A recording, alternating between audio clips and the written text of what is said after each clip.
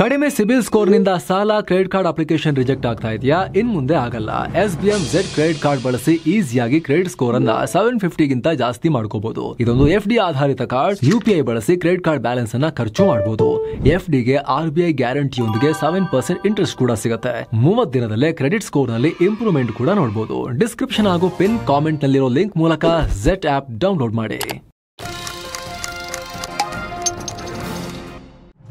ಭಾರತದ IT ಮೇಲೆ Trump ದಾಳಿ. ಟೆಕ್ ಕಂಪನಿಗಳಿಗೆ 25% ಟ್ಯಾರಿಫ್. ಔಟ್ಸೋರ್ಸಿಂಗ್ ನಿರ್ಬಂಧಕ್ಕೆ ಹೊಸ ರೂಲ್ಸ್. IT ಕೊಲ್ಲುತ್ತಾ ಅಮೆರಿಕದ ಹೈರ್ ಆಕ್ಟ್. ನಮಸ್ಕಾರ ಸ್ನೇಹಿತರೆ, ಗಳಿಗೆಗೊಂದು ಮಾತು ಚೇಂಜ್ ಮಾಡ್ತಿರೋ ಅಮೆರಿಕ ಅಧ್ಯಕ್ಷ ಟ್ರಂಪ್ ಉಪೇಂದ್ರ ಅವರ ಪಿಕ್ಚರ್ನ ಸೂರ್ಯ ಕ್ಯಾರೆಕ್ಟರ್ ರೀತಿ ಆಡ್ತಾ ಇದ್ದಾರೆ. ಒಮ್ಮೆ ಲವ್ ಮಾಡ್ತೀನಿ, ಒಮ್ಮೆ ಹೇಟ್ ಮಾಡ್ತೀನಿ, ಇನ್ನೊಂದ್ಸಲಿ ಸುಟ್ಟು ಬಿಡ್ತೀನಿ, ಇನ್ನೊಂದ್ಸಲಿ ಮುತ್ತು ಕೊಡ್ತೀನಿ ಅನ್ನೋ ರೀತಿಲಿ ಆಡ್ತಾ ಇದ್ದಾರೆ. ಭಾರತ ಸೇರಿದಂತೆ ಇಡೀ ಪ್ರಪಂಚದ ತಲೆಗೆ ಹೊಳ ಬಿಡ್ತಾ ಇದ್ದಾರೆ. ಇದರ ನಡುವೆ ಈಗ ಭಾರತದ ಹೃದಯಕ್ಕೆ ಕೈ ಹಾಕೋ ಕೆಲಸ ಮಾಡ್ತಿದ್ದಾರೆ. ಭಾರತದ IT ಕಂಪನಿಗಳ ಮೇಲೆ 25% ಟ್ಯಾರಿಫ್ ಹೇರೋ ಹೈರ್ ಆಕ್ಟ್ ತರೋಕೆ ಮುಂದಾಗಿದ್ದಾರೆ. ಈಗ ಆಲ್ರೆಡಿ ಅಮೆರಿಕದ ಸಂಸತ್ನಲ್ಲಿ ಮಂಡನೆಯಾಗಿರೋ ಈ ಬಿಲ್ನಿಂದ ಭಾರತದ IT ಕಂಪನಿಗಳ ಆದಾಯಕ್ಕೆ 40ರಿಂದ 50% ಪೆಟ್ಟು ಬೀಳುತ್ತೆ ಅಂತ ಹೇಳಲಾಗ್ತಿದೆ. ಹಾಗಿದ್ರೆ ಏನಿದು ಹೈರ್ ಆಕ್ಟ್? ಭಾರತದ ITಗೆ ಇದು ಮರಣ ಶಾಸನ ಅಂತ ಹೇಳ್ತಿರೋದು ಯಾಕೆ? ಈ ಜಾರಿ ಆಗ್ಬಿಡ್ತು ಅಂದ್ರೆ ಈ ಕಾಯ್ದೆಯಲ್ಲಿ ಅಂತದ್ದೇನಿದೆ? ಈ ವರದಿಯಲ್ಲಿ ನೋಡ್ತಾ ಹೋಗೋಣ. ಕಡೆ ತನಕ ಮಿಸ್ ಮಾಡಿದೆ ನೋಡಿ. ITಗೆ 25% ಟ್ಯಾರಿಫ್. ಇಷ್ಟು ದಿನ ಕೇವಲ ಬಟ್ಟೆ, ಜವಳಿ, seafood, gems, jewellery, diamond ಅಂತ ಭಾರತದ ಸರಕುಗಳ ಮೇಲಷ್ಟೇ ಟ್ಯಾರಿಫ್ ಅಂತ ಕುಣಿತಾ ಇದ್ರು. ಆಟೋಮೊಬೈಲ್ ಸೇರಿದಂತೆ ಫಾರ್ಮಾ ಮೇಲೆ ಹಾಕ್ತೀನಿ ಅಂತ ಇದ್ರು. ಈಗ IT ಸರ್ವಿಸ್ಗೂ ಕೊಕ್ಕೆ ಹಾಕೋಕೆ ಬರ್ತಾ ಇದ್ದಾರೆ. IT ಕಂಪನಿಗಳ ಹೈರಿಂಗ್ ನಿರ್ಬಂಧಿಸುವಂತ ಹೈರ್ ಆಕ್ಟ್ ತರೋಕೆ ಮುಂದಾಗ್ತಿದ್ದಾರೆ. ಹೈರ್ ಅಂದ್ರೆ ಫುಲ್ ಫಾರ್ಮ್ ಏನ್ ಗೊತ್ತಾ? ಕೇಳಿಸ್ಕೊಳ್ಳಿ, ಇದರಲ್ಲೇ ಇದೆ shock. Halting international relocation of employment act. ಅಂದ್ರೆ ಅಮೆರಿಕನ್ ಕಂಪನಿಗಳು ಉದ್ಯೋಗಿಗಳನ್ನ ಹೊರ ರಾಷ್ಟ್ರಗಳಲ್ಲಿ ಹೈರ್ ಮಾಡಿಕೊಳ್ಳೋದನ್ನ ತಡೆಯೋ ಕಾಯ್ದೆ. ಅಂತಾರಾಷ್ಟ್ರೀಯವಾಗಿ ರಿಲೊಕೇಟ್ ಅಥವಾ ಸ್ಥಳಾಂತರ ಆಗೋದು ಈ ಜಾಬ್ಸ್, ಅದನ್ನ ತಡೆಯೋ ಕಾಯ್ದೆ.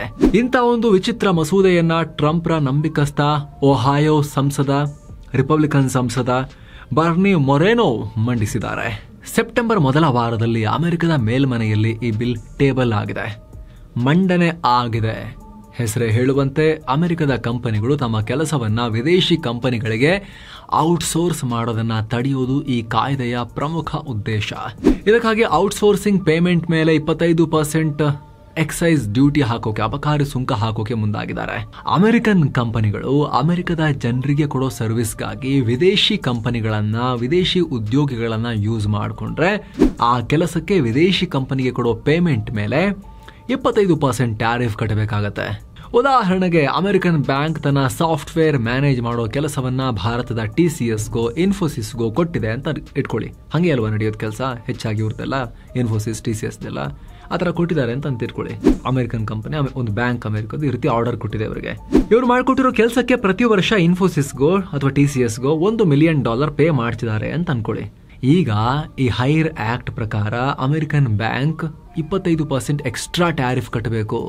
$1 million ಸೇರಿಸಿ $1.25 million ಕಟ್ಟಬೇಕು. ಎಷ್ಟಾಗುತ್ತೆ? $2.5 ಲಕ್ಷ ತೆರಿಗೆಯನ್ನ ಕಟ್ಟಬೇಕು. ಬರೀ 1 million ಲೆಕ್ಕಕ್ಕೆ ಹೇಳ್ತಿರೋದು ನಿಮಗೆ. ಆದರೆ ಈ ಅಮೆರಿಕ, ಯುರೋಪ್ ಮತ್ತು ಭಾರತದ IT ಕಂಪನಿಗಳ ನಡುವೆ ಆಗೋದು ಬಿಲಿಯನ್ ಡಾಲರ್ ಲೆಕ್ಕದ ವ್ಯವಹಾರ. 25%.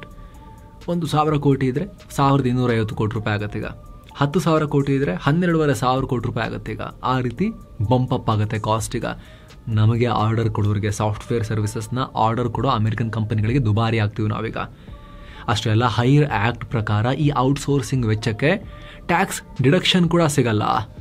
ಎಷ್ಟು ದಿನ ಅಮೆರಿಕನ್ ಕಂಪನಿಗಳು ಹೀಗೆ ಹೊರಗುತ್ತಿಗೆ ಕೊಟ್ಟ ಖರ್ಚುಗಳನ್ನು ತಮ್ಮ ಟ್ಯಾಕ್ಸೇಬಲ್ ಇನ್ಕಮ್ನಲ್ಲಿ ಸೇರಿಸ್ತಾ ಇರಲಿಲ್ಲ.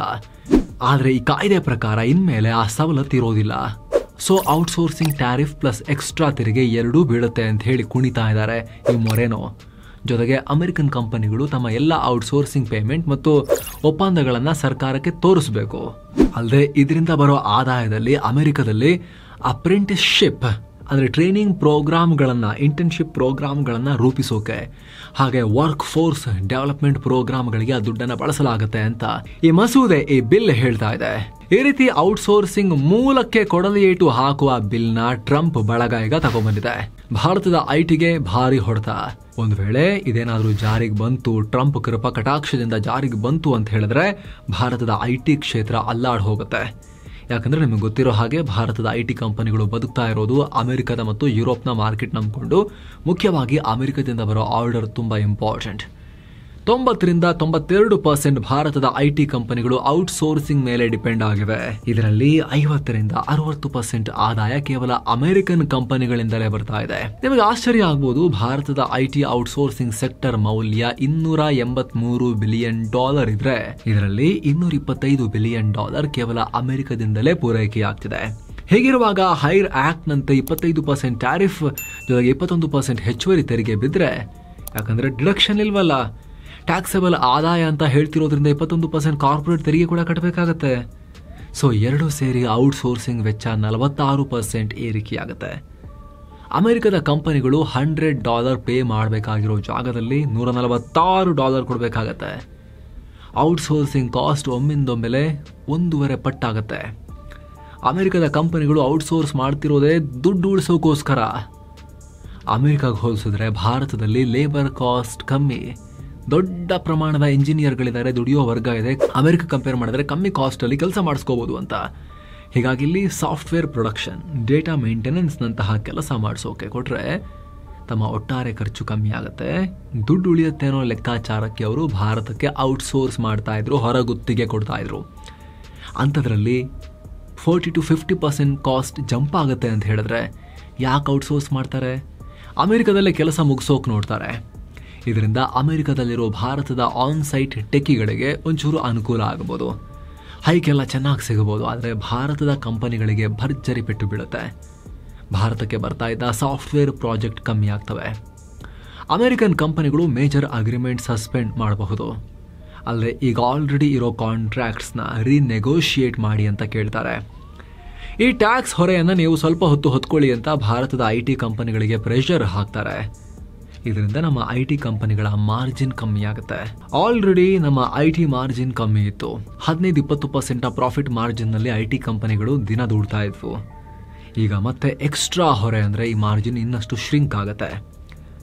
ಪರಿಣಾಮ ಸಾಫ್ಟ್ವೇರ್ ಕಂಪನಿಗಳು ಕಾಸ್ಟ್ ಕಟಿಂಗ್ ಕ್ರಮಕ್ಕೆ ಮುಂದಾಗ್ತವೆ. ಹೈರಿಂಗ್ ನಿಲ್ಲುತ್ತೆ, ಲೇ ಆಫ್ ಜಾಸ್ತಿ ಆಗುತ್ತೆ, ಪ್ರಮೋಷನ್ ಸ್ಲೋ ಆಗುತ್ತೆ, ಆಟೋಮೇಷನ್ ಹೆಚ್ಚಾಗುತ್ತೆ. ಅಲ್ಲದೆ ಈಗ ಆಲ್ರೆಡಿ AI ಹೊಡೆತದಿಂದ ಭಾರತದ ಐಟಿ ರೆವಿನ್ಯೂ ಮಾಡೆಲ್ ಚೇಂಜ್ ಆಗೋ ಲೆಕ್ಕಾಚಾರ ಇದೆ. ಸದ್ಯ ಭಾರತದ ಐಟಿ ಕಂಪನಿಗಳು ಗಾರೆ ಕೆಲಸದ ರೀತಿಯಲ್ಲಿ ಇನ್ಪುಟ್ ಆಧಾರದಲ್ಲಿ ಚಾರ್ಜ್ ಮಾಡ್ತಿವೆ. ಅಂದರೆ ಒಂದು ಪ್ರಾಜೆಕ್ಟ್ ಮುಗಿಸೋಕೆ ಎಷ್ಟು ಇಂಜಿನಿಯರ್ಸ್ ಬೇಕಾಗ್ತಾರೆ, ಎಷ್ಟು ಅವರ್ಸ್ ಕೆಲಸ ಆಗುತ್ತೆ ಅನ್ನೋದ್ರ ಮೇಲೆ ಬಿಲ್ ಮಾಡ್ತಿದ್ದಾರೆ. ಆದರೆ AI-ನಿಂದ ಕೋಡಿಂಗ್ ಸುಲಭ ಆಗಿದೆ. ಹೀಗಾಗಿ ಆ ಕಂಪನಿಗಳು ನಮಗೆ ಈ ಇನ್ಪುಟ್ ಬೇಡ, ಔಟ್ಪುಟ್ ಆಧಾರದಲ್ಲಿ ಚಾರ್ಜ್ ಮಾಡಿ. ನಿಮಗೆ ಎಷ್ಟು ಖರ್ಚಾಗುತ್ತೆ, ಎಷ್ಟು ಜನ ಇಂಜಿನಿಯರ್ ಹಾಕೊಂಡು ಮಾಡ್ತಿದ್ದೀರ ನಮಗೆ ಬೇಡ, ಎಷ್ಟು ಔಟ್ಪುಟ್ ತರ್ತಾ ಇದ್ದೀರಿ, ಕೆಲಸ ಎಷ್ಟಾಗ್ತಿದೆ ಅದ್ರ ಮೇಲೆ ಮಾಡಿ. ನೀವು ಯಾರು ತೊಗೊಂಡು ಮಾಡಿ, ನೀವು ಮನುಷ್ಯರನ್ನ ಇಟ್ಕೊಂಡು ಮಾಡಿ, ನಮಗೆ ಔಟ್ಪುಟ್ ಅಷ್ಟೇ ಮುಖ್ಯ ಅಂತ ಹೇಳಿ ನೀವು ಹೈರಿಂಗ್ ಕಮ್ಮಿ ಮಾಡಿ, AI ಬಳಸಿ, ಕಮ್ಮಿ ಖರ್ಚಲ್ಲಿ ಮಾಡಿ, ನಮಗೆ ಔಟ್ಪುಟ್ ಜಾಸ್ತಿ ಕೊಡಿ, ಅದ್ರ ಪ್ರಕಾರ ಬಿಲ್ ಮಾಡಿ ಅಂತ ಕೇಳೋಕೆ ಶುರು ಮಾಡಿದ್ದಾರೆ. ಎಷ್ಟು ಕಮ್ಮಿ ಟೈಮ್ಗೆ ಎಷ್ಟು ಒಳ್ಳೆ ಪ್ರಾಡಕ್ಟ್ ಕೊಡ್ತೀರಾ, ಎಷ್ಟು ಜಾಸ್ತಿ ಪ್ರಾಡಕ್ಟ್ ಕೊಡ್ತೀರಾ ಅನ್ನೋದ್ರ ಮೇಲೆ ಪೇ ಮಾಡ್ತೀವಿ ಅಂತಿದ್ದಾರೆ. ಹೀಗಾಗಿ ಆಲ್ರೆಡಿ ಪ್ರೆಷರ್ ಇದೆ. ಅಂಥದ್ರಲ್ಲಿ ಈ ಹೈರ್ ಆಕ್ಟ್ ಕೂಡ ಬಂದರೆ ಭಾರತದ ಐಟಿ ಕ್ಷೇತ್ರಕ್ಕೆ ಸರಿಯಾಗಿ ಹೊಡೆತವನ್ನು ಕೊಡುತ್ತೆ. ಇದು ಮ್ಯಾಗಾದಿಂದ ಹೆಚ್ಚಿದ ಒತ್ತಡ. ಮ್ಯಾಗಾ ಟ್ರಂಪ್ರ ಗುಂಪು, ಗಾಂಪರ ಗುಂಪು ತರ ಆಗ್ತಾ ಇದೆ ಬರ್ತಾ ಇದು. ಮೇಕ್ ಅಮೆರಿಕಾ ಗ್ರೇಟ್ ಅಗೇನ್ ಅಂತ ಶುರು ಮಾಡಿರೋದು. ಬಾಯಿಗೆ ಬಂದಂಗೆ ಮಾತಾಡೋಕೆ ಶುರು ಮಾಡಿದ್ದಾರೆ ಇವರು. ಈ ಕಾಯ್ದೆ ಇನ್ನೂ ಚರ್ಚಾ ಹಂತದಲ್ಲಿ ಅಮೆರಿಕದ ಮೇಲ್ಮನೆಯಲ್ಲಿ ಈ ಬಿಲ್ ಮಂಡನೆಯಾಗಿದೆ. ಖಾಸಗಿ ಮಸೂದೆಯಾಗಿ ಅಮೆರಿಕದ ಸೆನೆಟ್ನಲ್ಲಿ ಡಿಬೇಟ್ ಆಗ್ತಾ ಇದೆ ಇದರದ್ದು. ಇದು ಕಾನೂನು ಆಗಬೇಕು ಅಂದರೆ ಸೆನೆಟ್, ಹೌಸ್ ಆಫ್ ರೆಪ್ರೆಸೆಂಟೇಟಿವ್ಸ್, ಅಮೆರಿಕದ ಮೇಲ್ಮನೆ ಹಾಗೆ ಕೆಳಮನೆ ಹೌಸ್ ಆಫ್ ರೆಪ್ರೆಸೆಂಟೇಟಿವ್ಸ್ ಎರಡೂ ಕಡೆ ಇದು ಪಾಸ್ ಆಗಬೇಕು. ಜೊತೆಗೆ ಟ್ರಂಪ್ ಮಹಾಶಯ ಸೈನ್ ಹಾಕಬೇಕು. ಆಗ ಇದು ಈಗಿರೋ ಬಿಲ್ ಇರೋದು, ಮಸೂದೆ ಇರೋದು ಆಕ್ಟ್ ಆಗಿ, ಕಾಯ್ದೆಯಾಗಿ ಜಾರಿಗೆ ಬರುತ್ತೆ. ಜಾರಿಗೆ ಬಂತು ಅಂದ್ರೆ ಇದೆಲ್ಲ ಫಾಲೋ ಮಾಡಬೇಕಾಗತ್ತೆ. ಸ್ನೇಹಿತರೆ, ನಿಮ್ಮ ಗಮನಕ್ಕಿರಲಿ, ಇತ್ತೀಚಿನ ದಿನಗಳಲ್ಲಿ ಟ್ರಂಪ್ ಆಡಳಿತದಲ್ಲಿ ಈ ಬಿಲ್ಗೆ ಸಿಕ್ಕಾಪಟ್ಟೆ ಸಪೋರ್ಟ್ ಸಿಗ್ತಾ ಇದೆ. ದಿನೇ ದಿನೇ ವಾಯ್ಸ್ ಜಾಸ್ತಿ ಆಗ್ತಿದೆ. ಭಾರತದ ವಿರುದ್ಧ ನಾಲಿಗೆಯನ್ನ ಚಪ್ಪಲಿ ಮಾಡಿಕೊಂಡಿರೋ ಟ್ರಂಪ್ರ ಟ್ರೇಡ್ ಅಡ್ವೈಸರ್ ಪೀಟರ್ ನವಾರೋ ಇದಕ್ಕೆ ಭಾರಿ ಸಪೋರ್ಟ್ ಮಾಡ್ತಿದ್ದಾರೆ. ಬಲಪಂಥೀಯ ಆಕ್ಟಿವಿಸ್ಟ್ ಮತ್ತು ಅಮೆರಿಕದ ಮಾಜಿ ನೇವಿ ಇಂಟೆಲಿಜೆನ್ಸ್ ಆಫೀಸರ್ ಜಾಕ್ ಪೊಸೊಬಿಯಕ್ ಈತ ಕೂಡ ಎಲ್ಲ ಔಟ್ಸೋರ್ಸಿಂಗ್ ಮೇಲೆ ಟ್ಯಾರಿಫ್ ಹಾಕಬೇಕು, ಗೂಡ್ಸ್ ತರ ಸರ್ವಿಸ್ ಹೊರಗೆ ಮಾಡಿಸ್ತಿರೋ ಕಂಪನಿಗಳು ಬೆಲೆ ತೆರಬೇಕು ಅನ್ನೋ ಹೇಳಿಕೆ ಕೊಟ್ಟಿದ್ದಾರೆ. ಮತ್ತೊಬ್ಬ ರೈಟ್ ವಿಂಗ್ ಸಪೋರ್ಟರ್ ಮತ್ತು ಟ್ರಂಪ್ರ ಅತ್ಯಾಪ್ತೆ ಅಂತ ಹೇಳಲಾಗೋ ಲೌರಾ ಲೂಮರ್ ಏಕೆ ಅಂತೂ ಈ ಬಿಲ್ ಬರೋದಕ್ಕೂ ಮೊದಲೇ ಟ್ರಂಪ್ ಅಮೆರಿಕದ ಐಟಿ ಕಂಪನಿಗಳು ತಮ್ಮ ಕೆಲಸವನ್ನ ಭಾರತದ ಕಂಪನಿಗಳಿಗೆ ಔಟ್ಸೋರ್ಸ್ ಮಾಡೋದನ್ನ ನಿರ್ಬಂಧಿಸೋಕೆ ಸೀರಿಯಸ್ ಆಗಿ ಥಿಂಕ್ ಮಾಡ್ತಾ ಇದ್ದಾರೆ ಅನ್ನೋ ಹೇಳಿಕೆ ಆಲ್ರೆಡಿ ಕೊಟ್ಟಾಗಿದೆ. ಜೊತೆಗೆ ನಿಮಗೆ ನೆನಪಿರಬಹುದು, ಟ್ರಂಪ್ ಭಾರತದ ಮೇಲೆ 50% ಟ್ಯಾರಿಫ್ ಹಾಕೋದಕ್ಕೂ ಮುನ್ನ ಈ ರೀತಿಯ ವಾಯ್ಸ್ ಟ್ರಂಪ್ ಒಡ್ಡೋಲಗದಲ್ಲಿ ಕಾಣಿಸ್ಕೊಂಡಿತ್ತು. ಆಗ ಬಹುತೇಕರು ಯಾರೋ ಫ್ರಿಂಜ್ ಹೇಳ್ತಿದ್ದಾರೆ ಬಿಡ್ರಿ, ಇವರ ಮಾತುಗಳನ್ನು ಯಾರು ಸೀರಿಯಸ್ ತಗೊಳ್ತಾರೆ ಅಂತ ಹೇಳಿ ಸುಮ್ಮನಾಗಿದ್ರು. ಆದ್ರೆ ಆ ಫ್ರಿಂಜ್ ಹೇಳಿಕೆಗಳೇ ಈಗ ಹೇಗೆ ಟ್ರಂಪ್ ಆಡಳಿತ ನಡೆಯುತ್ತೆ ಅನ್ನೋದನ್ನ ಡಿಕ್ಟೇಟ್ ಮಾಡ್ತೇವೆ. ಟ್ರಂಪ್ ಸರ್ಕಾರದಲ್ಲಿ ಅವೆಲ್ಲ ಕಾನೂನುಗಳಾಗಿ ಬದಲಾಗಿವೆ ಆಲ್ರೆಡಿ, ಅದೆಲ್ಲ ನೋಡಿದೀವಿ ನಾವು. ಟ್ರಂಪ್ ರಾಜಕಾರಣದಲ್ಲಿ ಫ್ರಿಂಜ್ ಮತ್ತು ಮೇನ್ ಸ್ಟ್ರೀಮ್ ಅಂತ ಬಹಳ ವ್ಯತ್ಯಾಸ ಇಲ್ಲ. ಪುಡಾರಿ ಗುಂಪು ಮೇನ್ ಸ್ಟ್ರೀಮೇ ಅಲ್ಲೀಗ. ಎಷ್ಟೋ ಜನ ಇಂಥ ಫ್ರಿಂಜ್ಗಳೇ ಇವತ್ತು ಅಮೆರಿಕದ ಮಂತ್ರಿಗಳಾಗಿದ್ದಾರೆ. ವ್ಯಾಕ್ಸಿನ್ ಬೇಡ, ವ್ಯಾಕ್ಸಿನ್ ಹಾಕಿಸ್ಕೊಂಡ್ರೆ ಮನುಷ್ಯರು ಜೀಬ್ರಾ ಆಗಿಬಿಡ್ತಾರೆ ಅನ್ನೋ ರೀತಿಯಲ್ಲೆಲ್ಲ ಮಾತಾಡ್ತಿದ್ದಂಥ ಮೂರ್ಖ ವ್ಯಕ್ತಿಗಳು ಅಮೆರಿಕದ ಆರೋಗ್ಯ ಮಂತ್ರಿಗಳ ಲೆವೆಲ್ಗೆ ಬಂದಿದ್ದಾರಲ್ಲ ಈಗ. ಹೀಗಾಗಿ ಈ ಬೆಳವಣಿಗೆಗಳನ್ನ ತೀರಾ ಅಲಕ್ಷ್ಯ ಮಾಡೋಕ್ಕಾಗೋದಿಲ್ಲ. ಭಾರತದ ಐಟಿ ಎದ್ದೇಳಬೇಕು. ಜೊತೆಗೆ ಏನು ಬಿಡ್ರಿ, ನಷ್ಟ ಆದರೆ ಐಟಿ ಅವರಿಗಲ್ವಾ ಅಂತ ಸುಮ್ಮನಿರಕ್ಕಾಗಲ್ಲ. ಯಾಕಂದ್ರೆ ಐಟಿ ಭಾರತದ ಆತ್ಮ, ಬೆಂಗಳೂರಿನ ಆತ್ಮ, ಕರ್ನಾಟಕದ ಆತ್ಮ, ಎಂಜಿನ್. ಇದೊಂದೇ ಕ್ಷೇತ್ರ ಭಾರತದ GDPಗೆ 8-12% ಕೊಡುಗೆ ಕೊಡುತ್ತೆ. ಬೆಂಗಳೂರಂತೂ ಪೂರ್ತಿ ಡಿಪೆಂಡೇ ಆಗಿ ಹೋಗಿದೆ ಅದರ ಮೇಲೆ. ಹೀಗಾಗಿ ಐಟಿಗೆ ಬೀಳೋ ಪ್ರತಿಯೊಂದು ಏಟು ಭಾರತದ ಪ್ರತಿಯೊಬ್ಬ ಪ್ರಜೆಗೂ ಬೆಂಗಳೂರು ಹಾಗೂ ಕರ್ನಾಟಕದಲ್ಲಂತೂ ಸ್ವಲ್ಪ ಡಬಲ್ ಎಫೆಕ್ಟ್ನೊಂದಿಗೆ ಬೀಳುತ್ತೆ. ಹಾಗಾಗಿ ಆದಷ್ಟು ಬೇಗ ಭಾರತ ಈ ಸಮಸ್ಯೆಯನ್ನ ಸಾಲ್ವ್ ಮಾಡ್ಕೋಬೇಕು. ಟ್ರಂಪ್ ಮತ್ತೆ ಭಾರತ ಫ್ರೆಂಡೋ ಟ್ರೇಡ್ ಡೀಲ್ ಮಾಡ್ತೀವಿ ಅನ್ನೋ ಹೇಳಿಕೆ ಕೊಡ್ತಿರೋದು ಒಳ್ಳೆ ಬೆಳವಣಿಗೆನೆ. ಆದ್ರೆ ಮನುಷ್ಯನ ಮೂಡ್ ಭಾರತದ ಹವಾಮಾನ ಇಲಾಖೆಯ ಹವಾಮಾನ ಮುನ್ಸೂಚನೆ ತರ ಎಷ್ಟು ಸಲ ಹೇಳಿದ್ದಾಗಲ್ಲ, ಅವ್ರಾಗಲ್ಲ ಅನ್ನಿದಾಗುತ್ತೆ ಆ ರೀತಿ. ಹಾಗಾಗಿ ಏನಾಗುತ್ತೆ ಅಂತ ಗೊತ್ತಾಗಲ್ಲ. ತುಂಬಾ ಕೇರ್ಫುಲ್ ಆಗಿರ್ಬೇಕು ಇದನ್ನ ಹ್ಯಾಂಡಲ್ ಮಾಡೋಕೆ. ಮತ್ತೊಂದ್ ಕಡೆ ಭಾರತದ ಐಟಿ ಕಂಪನಿಗಳು ಕೂಡ ಸ್ವಲ್ಪ ಆತ್ಮಾವಲೋಕನ ಮಾಡ್ಕೋಬೇಕು. ಎಲ್ಲಿವರೆಗೂ ಅಮೆರಿಕ ಗಾರ ಕೆಲಸ ಮಾಡ್ಕೊಂಡಿರ್ತೀರಾ ನೀವು?